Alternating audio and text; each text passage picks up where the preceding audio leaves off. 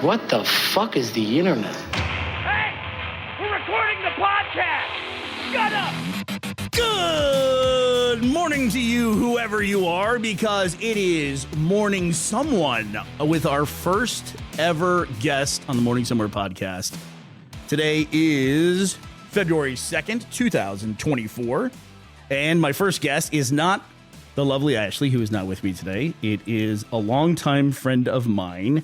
He is the host of over 200 episodes of the KingCast, which is a Stephen King podcast for Stephen King obsessives, or how I know him. For over 25 years, he has been my absolutely favorite interviewer of Hollywood creators and luminaries at every single level of the industry. Please welcome Mr. Eric Vespe. Hey. Oh, thank you. I think you have some more nice things to say. Also, you're a former landlord, former coworker. You're my last landlord that I ever had. Well, funnily enough, I remember you moved in with me at a certain point because I just bought a house and it was really close to where Rooster Teeth was situated there off of Slaughter at that point. And do you know when people would come to visit us? Slaughter Lane in Texas sounded like such a Texas name. We would tell people it was South Laughter Lane. South Laughter. Perfect. For people who don't know, Eric was part of what I consider to be the first ever blog, like going way back early internet. Yep. Ain't It Cool News was the drop we played at the beginning was from Jing and Silent Bob's Strike Back. Mm-hmm. That's Jason Mewes saying, "What the fuck is the internet?" Mm-hmm. That's because the whole basis of that movie was Kevin Smith firing back at internet commenters. Yep. Really, it was the Ain't It Cool News forums. Right. It was based on the talkbacks on Ain't It Cool, which were... Talkbacks, yeah. Yeah, which Frank Darabont told me once that he described the talkbacks as a sack full of rabid weasels fucking. But the talkbacks have gained their own notoriety. You could look up, there's a appearance, I don't know, I think he was on Conan or it was a late night show. Seth Rogen did an appearance on one of the late night talk shows and was describing the Ain't It Cool talkbacks and was saying there was this one commenter that was always giving him shit and his screen name was Danny Glover's Dick Blood. Danny Glover's Dick Blood. And the host, I don't remember which host it is, so my memory is really shitty. So thanks for having me on as your first guest, having somebody with a really shitty memory. But well, Danny Glover's Dick Blood was not available, unfortunately. So. Yes. But yeah, no, it was Ain't It Cool back then. People, it's hard to I don't know, wrap your mind around it now, like how important that was. Cause we're talking about the early days where you had Usenets, people were just figuring out how to use the internet. You had all these people all over the world who didn't have a single place to coalesce their obsession. So like Ain't It Cool was that for movies. I don't know what the video game equivalent was at that time. Well, IGN kind of wrapped up a bunch of different Nintendo 64 and Dolphin sites, which was the code name for the project of one of those. And IGN wrapped them up to a network. Yeah, but you had that. You had like the Drudge Report for the serious news or the serious news. But that was kind of like the right wing then. And you go back and read those Drudge Report things as right as they were then. Like they feel so tame compared to what right wing news is now. So, yeah. No, there was a little bit of a line between the people writing and the people commenting on it, right? Yeah. But that said, I mean, there's some really, cringy stuff that it was written. A lot of us were young. We were figuring it out as we were going. You say young. You were very, very young. What was your first interview that you did? The first interview I ever did in my life, not for Ain't It Cool News, was I was a freshman in high school and I was taking Journalism 101. It was essentially, I was trying to look for anything I could do in high school that was movie related. And the closest I could get to was like a movie critic kind of thing, right? And it's not like they taught film criticism or anything. It was just like journalism. If you can get a journalist, maybe I can get a job at a newspaper and I can be their movie critic. That was kind of my thinking. Before we even took the how to interview someone course, I went to a concert, stand-up comedy concert for George Carlin. I was a huge George Carlin fan. And relevant and timely right now. Yes. Oddly enough. Yeah, I'm an even bigger fan of fake George Carlin. I call him New Carlin. How do you feel about this? It's dumb. I hate it all. And it's going to ruin everything. Yeah. But you're a freshman in high school and you're thinking, George Carlin. I'm already going to the show And I went, and in my mind, I'm like, okay, I can't just say I saw this thing and talk about what it was. So I waited afterwards with my little, essentially it was a step above the Talk Boy from Home Alone 2. It wasn't like even a micro cassette recorder. It was some weird thing in the middle. Jam box. Yeah, with a full length cassette, like a full size cassette, not like a micro cassette or whatever in it. And I'm like, I'm going to interview George Carlin afterwards. I'm going to get a quote for my story or whatever. And so I waited, and his manager came out. I said, hey, I write for a high school newspaper. Can I interview George, for my story I'm writing on this? And he's like, no, George has got 2 shows today. He's really tired. He's like, but here's my card. Call me. We'll see what we can do. And I said, well, it's no pressure. I'm just a 14-year-old, or what. And he's like, that's why I think he'll do it. He'll talk to you. And 2 weeks later, I was on the phone with George Carlin. And, I actually dug up this tape a few years ago, and I listened to it, and it's like this. It's like ring, ring, ring, ring, click, hello. He goes, hi, it's George Carlin. How are you? Wow. And then there's no shit.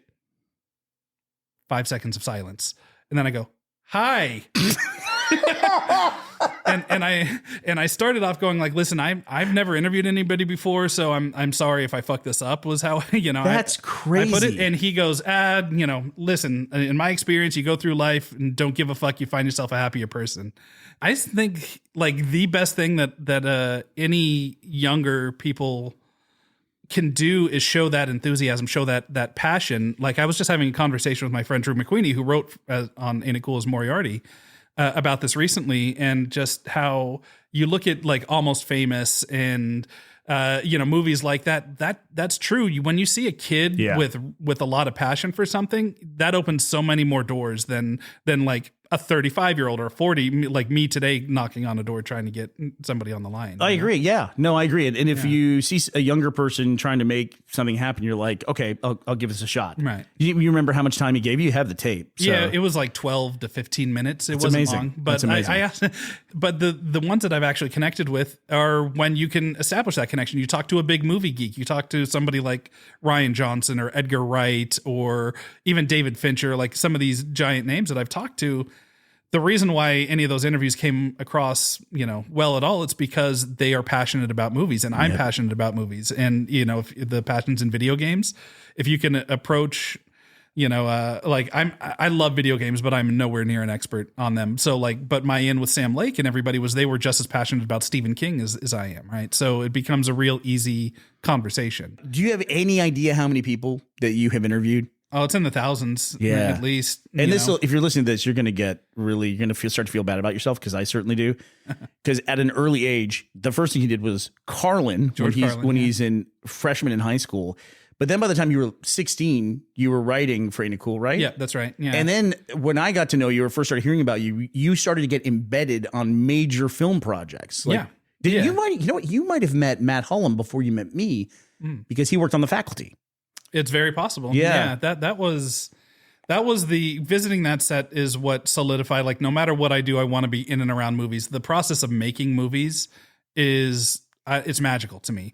I have so many friends and so many colleagues that do what I do, and they go visit movie sets, and they are bored out of their minds because, you've made movies. Movie sets can be very boring. Yeah. Right? There's a lot of downtime. Waiting. Yeah. I'm fascinated. Like, I would love to be sitting around, screwing around on my phone on a movie set than anywhere else. You know what I mean? Like, in that downtime, I just love the atmosphere. I love the creative energy.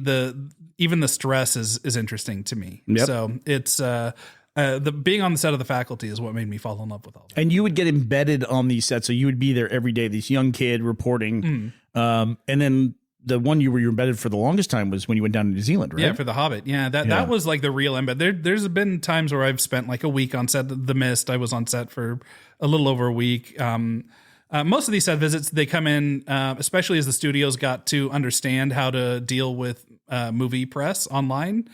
Then they became very homogenized. Like, I've done almost all the early Marvel stuff.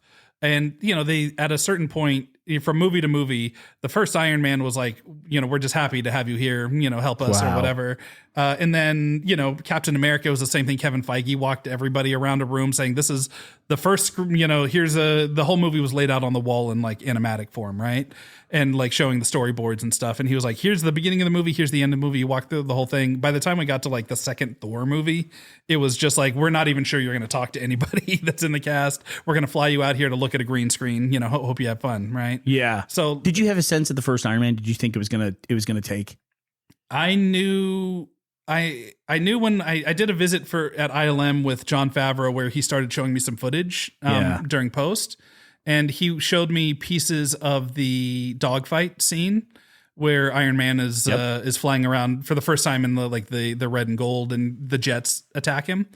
And he was describing his philosophy then, which, you know, he's embraced digital a lot more now, but his philosophy was like, I have to make the digital suit look real, and the way to do that is to shoot it like Top Gun, to actually take a camera up in the, you know, the lower atmosphere or whatever, get the crystals on the lens and, you know, all that stuff that happens there, and to make it feel real.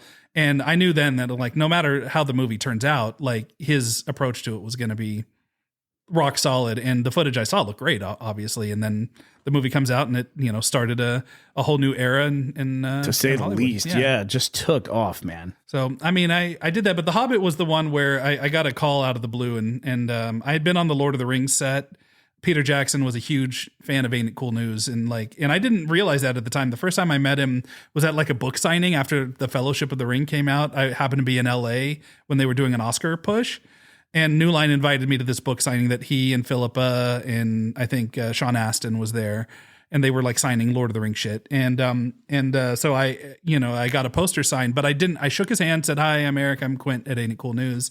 He goes, "Okay, good to meet you," or whatever. I'm like, "Oh man, that's great. I'm a huge fan of this guy. I loved all of his early horror stuff. And this is great." And he signed my poster, and I didn't look at it. And this is in LA, and I drove out there and I drove back home. The poster was just in the trunk. So like weeks later, I look at what he wrote, and he wrote to Quint, best wishes from a fan, Peter Jackson. Wow. And then I had a friend at Weta who I'd met at Comic-Con, and they kind of gave me a heads up. They're like, "Hey, they're doing reshoots on Return of the King, coming up." And I got word to Peter Jackson's office saying, "Hey, I would fly myself out to New Zealand if I could, visit the set." And he said, "Sure, if you come out, like, I can't guarantee we're going to be shooting then. Right now we're planning on it, but schedules can shift." But I had this reminds me of one of the worst stories of my life. Go ahead. Well, yeah, tell me the story. I've had some bad stories like this too, where I've made the plunge and it didn't work out.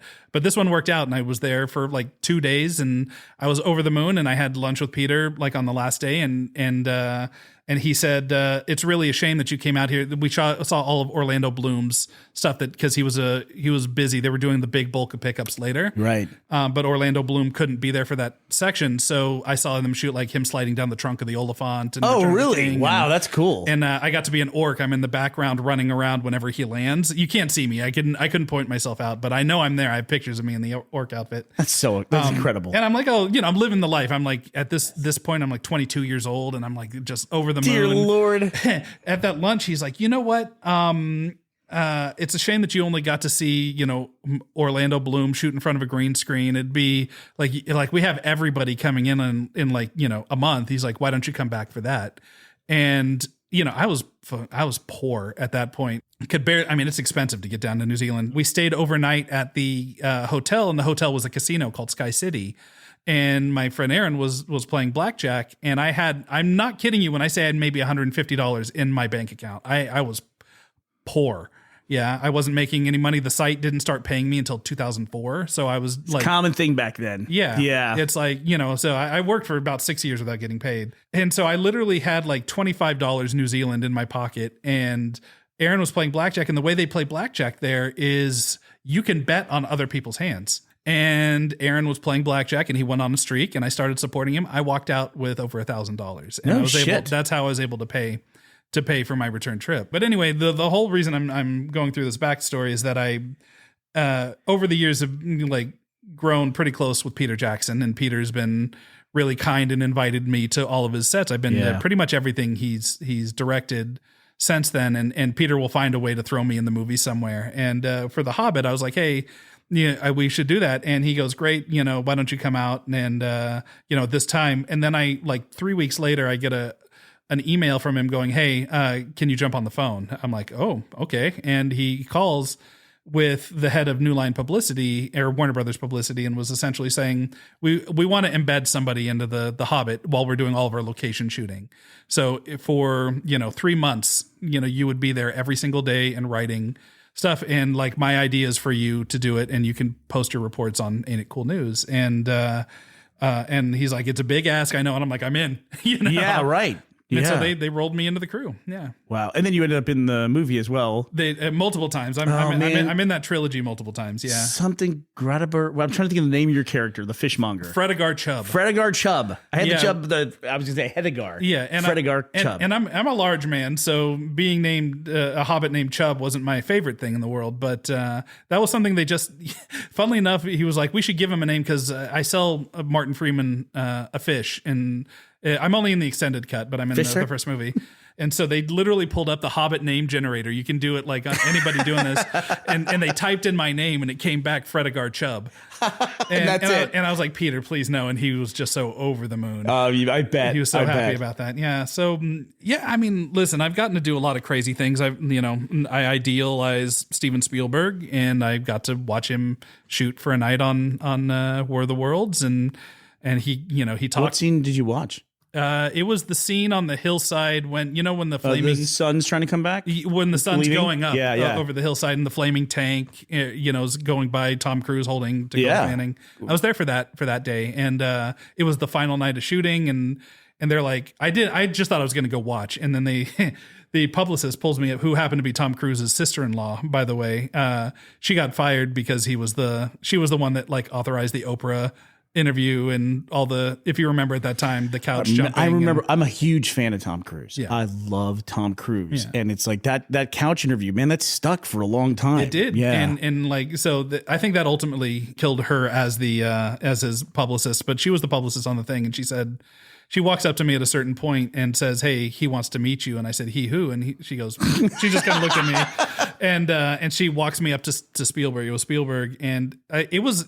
We talk about Almost Famous. Almost Famous is a movie that very much, like Jay and Silent Bob, is very much a movie that was inspired by Ain't It Cool. But when I saw Almost Famous, I'm like, that's my story in a different way. I didn't lose my virginity to a bunch of groupies, but But that same feeling, like as a young person being trusted in that world, for sure, and being folded in and accepted, and also having that dilemma of like, are they your friends, or are they the subject, and like all that stuff. But I had a very movie moment that reminded me of that at that set because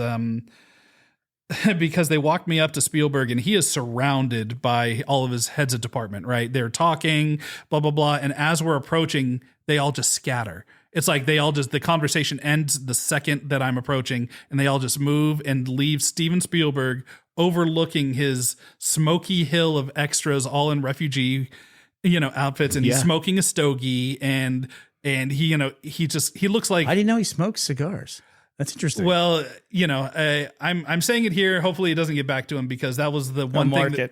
No, it's totally fine. It's totally fine if you want to. No, I'm saying we're gonna make that the promo. Oh, yeah. And I walked up, and it was an out of body experience. And all we did was talk about. I had just been on the set of King Kong, and he is such a huge like old school movie fan. So he was like obsessed. King Kong was one of the movies that made him want to make movies. Wasn't he one of the guys chasing Tintin for a long time too? Before Sir Peter got it. He told me on that thing. He was saying that you're the person I learned it from, right? Yeah. He's like, I'm a big Tintin fan, and I mean, but that goes back to your question. Is like I fanboyed out on him, but the fact that I was engaging him on not just his own stuff, I think meant a lot to him. He also was a reader of the site. So his first thing he said to me was, is it okay if I call you Eric instead of Quint? Because Quint was my pen name.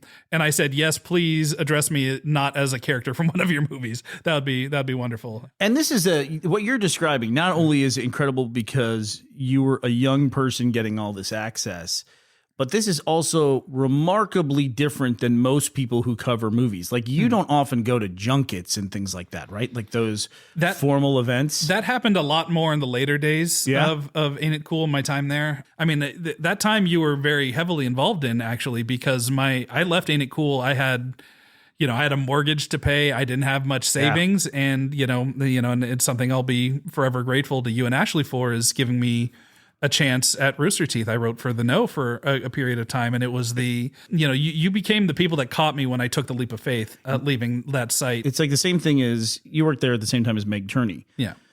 It's if someone of that caliber for what we do is suddenly free, we have to figure out a way to make things work. And we didn't cover a lot of movies, but I've always been a believer in, invest in people, not necessarily in projects or ideas, right? And you invest in the people and the good things will come. And so I was really glad we gave it a shot and tried movie stuff. Ultimately, I think the Rooster Teeth audience is video games. Yeah, I think we found that. And so, I mean, it didn't come as a surprise when suddenly HR wanted to speak to me a year into the thing, where I'm just like, well, I knew we kind of gave it a shot. We had a lot of ideas when I came on board about setting up, kind of our own movie blog kind of thing. But, I think that it was probably for the best that never materialized. The one thing I do regret never happening was our poker show. Yeah. That like I was working with you and Jack Patillo, yeah. And because we all met over the poker table. And that was definitely more Jack's baby. Like he really wanted to make that show, And you guys went so far as to invest in RFID readers in the tables and stuff. And the idea was that we would do an interview show around a poker table, because one thing that who've come to a lot of our games, the conversation at a poker table, it's kind of like Dinner for Five. I don't know if you ever watched that Jon Favreau interview show where he would just invite a group out to dinner. Conversations over dinner are, naturally, the guards drop and it is whatever. And same thing happens at a poker table. I was doing a show called Game Time where we'd sit down and play a game. Right. And then I would just talk to people while they played the game. And if they're occupied with something else, they tend to not overthink what they're saying. And then they answer the questions. Right. And press junkets, if you're not familiar, it's kind of like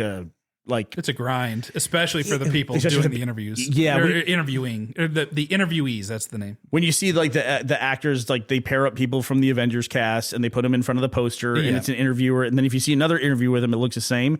It's almost like mass production, but for PR. 100%. Yeah. The way those things work is sometimes you only get like 3 minutes, or some of the bigger people will get 5 minutes with these people, and they just parade them in and out, and they'll just churn out dozens of interviews an hour.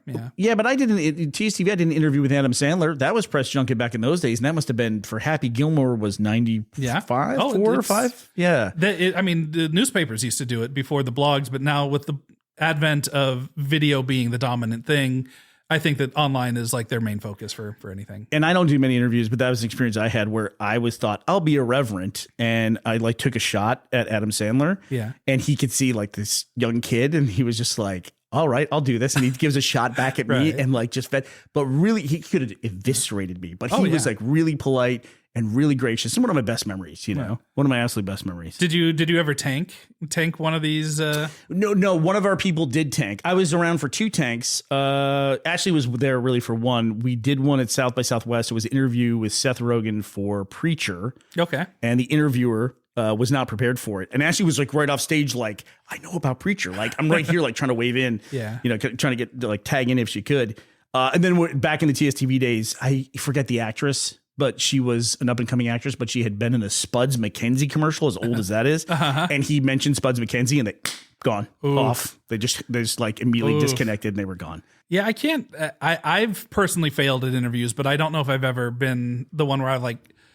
There's been times, of course, where I've thrown out like, "Oh, please, take the ball and run with this," and I get yes or no answers. Yeah, but I've never done that. Like, I'm going to do a bit or something and see if they'll engage. Wampler, who co-hosts the Kingcast with me, that's kind of his thing. Is like he loves asking really ridiculous questions to people, and apparently he did that once. He wrote for a site called Birth Movies Death before that shuttered during COVID. And, did it really? I didn't know that. Wow. Yeah. But he had one where he did one with Ryan Johnson that like Ryan really took the ball and ran with it. He's great. like, I can do this. This is great. And then Ryan Johnson's Knives Out and Last Jedi. Last Jedi. Yep. This is before half the internet hated him for Last Jedi. But Ryan's a great dude. And he would come out, and he's a legitimate guy. We connected and would, like I said, in the same way. That's how.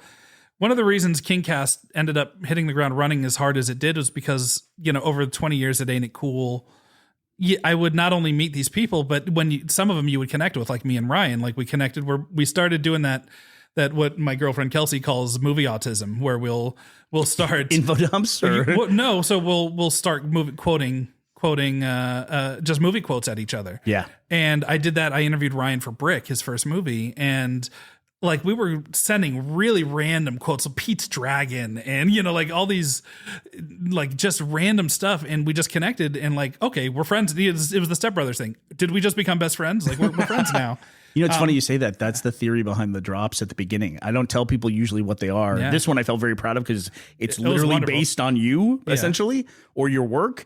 But most of the time I'm like, I'm curious if people will figure these out. Oh, I definitely love listening to the show and trying to like, okay, I recognize that. Where's that from? Where's that? Okay. Oh, that's definitely blah, So we got to talk about KingCast. Yes, please. So I got to hear the origin story of how you started this because it's a podcast that's all about Stephen King. There's so many Stephen King fans all over the world. I'm one of them.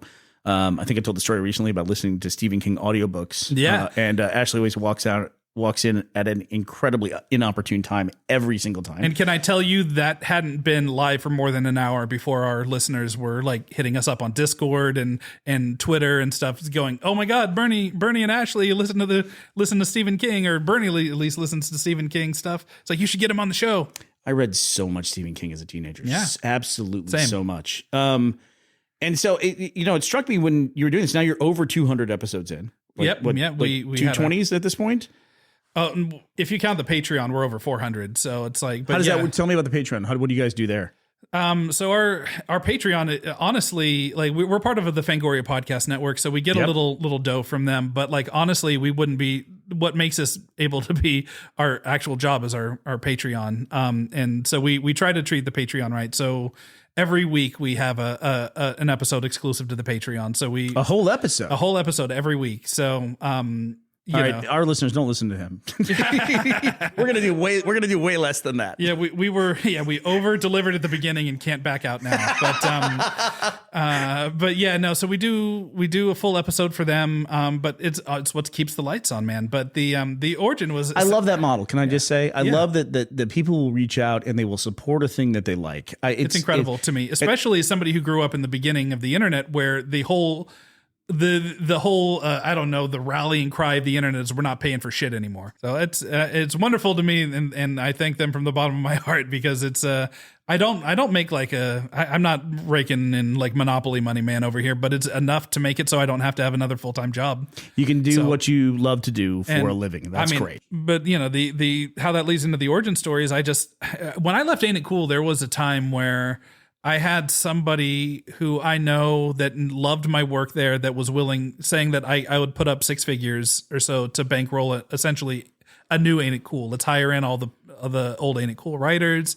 Let's do it. And, I of course followed that a little bit, but then I was just like, I can't, like, I just don't see the path. The audience just isn't there anymore. I didn't know that was the motivation. That's interesting. I couldn't, the only avenue I think would work is if it goes to the old school thing that Ain't It Cool was doing, where it's a disruptor. It pisses off Hollywood. Yeah. That's the only site that I think that could exist. But then you have to be doing it knowing that you are never going to get an interview. You got to do it knowing that that you're going to have to deal with lawyers and lawsuits and like all this other stuff.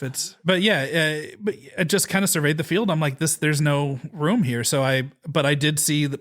I think podcasting has a lot of room to grow. It plays a lot of my strengths. Mm-hmm. I kind of looked at the lay of the land and, tired of freelancing. I'm like, there's 2 things that I feel qualified to talk about in depth. And that is Steven Spielberg and Stephen King, because I grew up obsessed with them. And honestly, I just kind of looked at him like, I think a Stephen King podcast would be very interesting in that we can share passion with other people are asked about Spielberg a lot. Mm-hmm. There maybe aren't asked about Stephen King. Maybe they'll be excited to come and talk about Stephen King. Yeah, so, I totally got it when I heard it. It's like, of course. And then you started to line up all the guests from people, the way you're able to do that. Yeah. And you find all these people who are willing to geek out about Stephen King. And all this stuff, it gives you just a little bit of a push to where, like, in that first couple of years, we got like Jamie Lee Curtis came on the show, and that was only because was that the first time you'd ever interviewed her? I never met her, never talked to her. It turns out her godson was a fan of the show and told her, like, you need to do this podcast. And so when she was promoting Halloween Kills, she was like, she went to Universal and said, my godson said I should do the show. And I think every time we got a special guest at Rashith, that was the first thing they said when they walked in the door. My kids say I have to do this. So now I was just looking this up online. Yeah. Stephen King has it says here, and I'm shocked to hear this. This is going to sound like a stupid thing to say. 67 published novels. That's about right. Yeah. I can't believe it's that little, as dumb as that statement is coming out of my mouth. Right. Yeah. So, but you're now in the high 200 teens. Yeah. This is the 4th year of the show. And so how do you keep going with the material if you're like, are you in the Game of Thrones era, like beyond the books? We do repeat titles because the whole conceit of the show is that we bring in a guest, comedian, celebrity, actor, whatever, just person we like, will come on the show and they will talk about something they're passionate about, which is their favorite Stephen King thing, right? So that means that we do repeat titles, but each conversation is slightly different because it's all coming from the perspective of somebody else who's a fan of it. Like we had Brian Fuller on the show. And he gave an incredible queer reading. This is the guy that did Hannibal, and he came on and he did a queer reading of like how, as a closeted young man reading Salem's Lot, how he read in a lot of queer subtext into that book, and suddenly that becomes a completely different conversation talking about Salem's Lot. And gives you a whole new perspective on it for somebody who didn't have that. Yeah. So that said, there are a few titles that my co-host has he's struck from the record saying we're not doing any more Shawshank episodes. Right.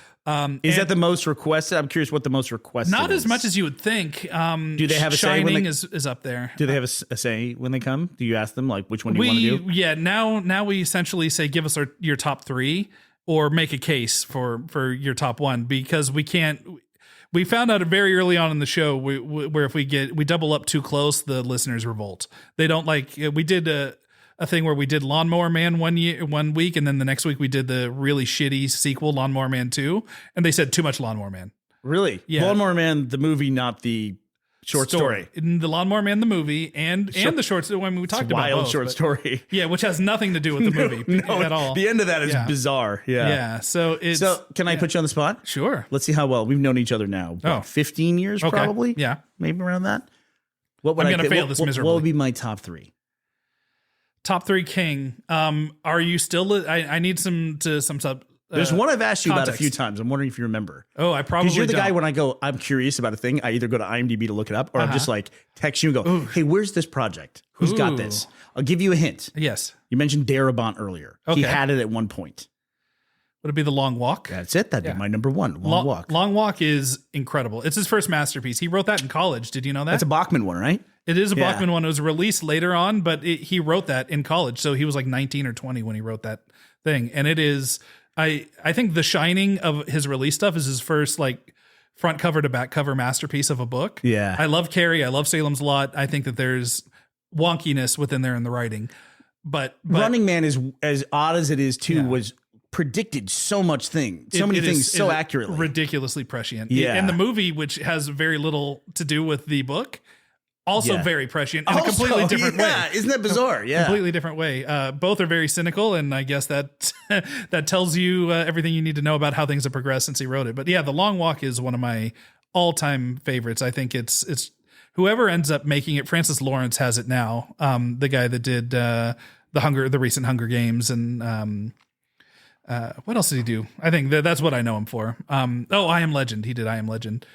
He has it now. I don't know if it'll get made. There's been a lot of arguments about like, can we in this day and age of school shootings, have a bunch of teenagers getting mowed down, during a contest? You couldn't do Rage, right? Which is around that same time. Well, you couldn't do it because King would never allow it. That's the one book that he's pulled from publication. So has he really? Yeah. So the Rage is a Bachman book. If you don't know about it, it's a Bachman book about a kid that goes in and he kills his teacher and holds his class at gunpoint. So it's like a high school thing. But the reason he pulled it was because there was a string of school shootings in the 80s. Mm-hmm. And I think either both of them had tied to Rage. Like one of them, the kid who held up his class or shot somebody or brought the gun or whatever happened, they found the Bachman books in his locker. And another one said specifically he did it because he read about the story Rage. And no shit. Yeah, so King pulled a Kubrick and pulled it. Like if you remember, Kubrick pulled the Clockwork Orange after a bunch of copycat beatings were going on in London. Yeah. Yeah, that's got to be horrifying when a piece of art you put out there then, becomes the inspiration for horrible acts. All right, so Long Walk. I was really I asked you the top 3 to see if you would get to Long Walk. Oh, okay. And you nailed it right after that. That is the one Stephen King thing that I'm dying to see an interpretation of that on screen. I'm dying to see it. It could be with somebody. It makes me wish Darabont, could just somebody would just give him $20 million. Go make this. You know what I mean? It's like because he's got the eye for it. He's got the willingness to go very dark with it. And it's a story that needs to go dark. If people don't know the story is it's like a dystopian future where there's a contest that happens every year where they take 100 teenagers, and they have them start off in Maine at the Canada border, right? Yep. And walk they just start south. walking into Maine. Everything's always Maine, right? Yeah, it's almost always Maine. He'll do Colorado and Florida from time to time. And he's done Texas recently too. Has he? Outsider, yeah. But all these kids, they go. There's a contest where they walk and they have to keep going 3 miles per hour or more. And if they don't, they get a warning. Yep. If they get 3 warnings within an hour, they get shot in the head. They get dragged to the side of the road and shot by the military. Yeah, and if memory serves, it's 50 of them, and they start 100, and they just start walking, and that's it. They start walking, and then there's one left. Until there's one lone survivor, and that person gets everything that they ever wanted. In this kind of military dictatorship future. Yeah, and they get the prize. Yeah, they get the prize, and then they even trot out the former winners, and it's like they don't keep them on screen very long because what they go through and the people they end up becoming and the relationships they form, which then they all end. Every relationship in that book ends because everyone dies except for the winner. And it's incredible too because you get all these little factions. It's very much like all these reality shows and stuff, right? I was gonna say like Battle Royale. Yeah, it's right? Battle Royale. Yeah. It's weirdly enough, it's like maybe Amazing Race, or whatever. It's like you have all these things where like you have these friends that you develop, but they're also your competitors, right? Yeah. But yeah, no, I love that. There's another book that he wrote in fairly recent time that we always champion on the show. It's called Revival. And it is, to me, it is up there in his top 10. Yeah. It is a very bleak, dark, it's him playing a little bit in H.P. Lovecraft cosmic horror territory, but it's all about this preacher whose family dies and he doesn't take it very well. So he's this really altruistic, optimistic young man at the beginning of the story. And it's a relationship told between him and it's a story told about his relationship with a younger person in his church. And as he grows up and you find out that this guy was really destroyed by his family dying and has been experimenting with what he calls secret electricity. And that's the one you'd most like to see made that hasn't been made yet? Mike Flanagan had it for a while. He wrote a script. Flanagan did Gerald's Game. He did Dr. Sleep. Gerald's Game was surprising because I read that and thought, I'm not interested in this. And the movie was incredible. Mike Flanagan, he's been on the show multiple times. He's become a friend. This dude he's a miracle worker. Both Dr. Sleep and Gerald's Game are movies that should not have worked. They work on, story can work on the page. Gerald's Game is all about a woman handcuffed to their bed. She's having kinky sex with her husband and he dies and she's handcuffed to the bed. And so how do you make a movie out of a girl handcuffed to her bed? Right. And Flanagan does it. And Ashley would walk in on me listening to that book about 800 times. Naked woman handcuffed to a bed. Yeah. What's were you listening to it when the sewer scene came up? Is that one of the times that she, I was specifically thinking about it. And then we talked a lot about the ending of it, and I think we cut that out of a couple of podcasts because we don't know how to talk about it appropriately. I want to say Thinner as well was one because that starts with a hand job, but I don't know if that's the hand job in the car, right? Yeah, that distracts the fat lawyer into running over the old Romani woman. Yep, yes, that's it. Yep, yeah. Stephen King and awkward sex go hand in hand. So yes. So there you go. Yes, they do. Something I've discovered. Well, this conversation is the kind of conversation they have every single episode on the KingCast, but with people who do deep dives on the stories of Stephen King that they love. Eric, how can they watch or listen to the KingCast? We're everywhere you get your podcast, Spotify, iTunes, any podcatcher should find us. And if you like what you listen to there, head on over to patreon.com/thekingcast. If you want more, we have exclusive interviews. We have a commentary there that we did with Carlo Gugino and Mike Flanagan for Gerald's Game. So the entire movie, you just roll the movie. That's badass. And you can listen to the commentary, stuff like that. We have, sorry, we're paywalling it, but Daddy needs to pay his mortgage. So what a good idea though for a commentary. That's an interesting one. Yeah. All right. Well, please go listen to the KingCast. My good friend, Eric Vespe, thank you for joining us today. And we want to hear what your top 3 Stephen King short stories, novels, whatever, properties that have not been made into a movie or a TV show. Which ones would you like to see? I don't think they need to remake The Running Man, but I would love to see a really faithful one done. Yeah, Edgar Wright's got it right now, and he said he's going to do the same thing. Oh, Edgar Wright. I just watched Yeah. Scott Pilgrim, and I really enjoyed it watching it for the second time. Yeah. My other one would be Eyes of the Dragon. Ooh, that's a great one. Love that one. I recently read Fairy Tale. Didn't respond to it as much, but Eyes of the Dragon I'd love to see. All right, well, that does it for us today. We will be back to talk to you on Monday. We hope you'll be here as well. Bye, everybody. Bye. Thanks, Eric.